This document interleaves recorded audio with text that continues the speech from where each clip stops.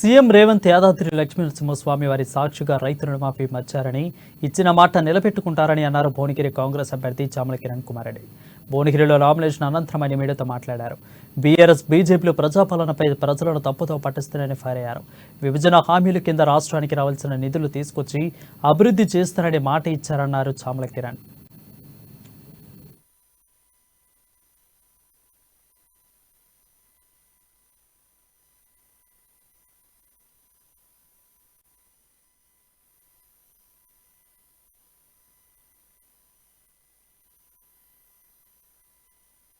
Doctor Babasaheb Ambedkar రాసిన రాజ్యాంగం మన భారతదేశంలో కుల మతాలకు అతీతంగా అన్న తమ్ముళ్ళ కలిసి బతికేటువంటి ఈ భారతదేశ ప్రజాస్వామ్యాన్ని కూనీ చేసే ప్రయత్నం చేస్తూ అట్టడుగు వర్గాలు, బడుగు బలహీన వర్గాలకు అన్యాయం చేసే పరిస్థితి కనపడుతుంది.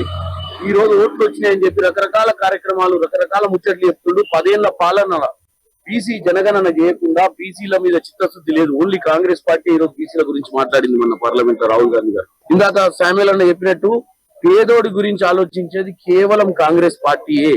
పేదవారికి తిండికి లేని పరిస్థితిలో ఉంది.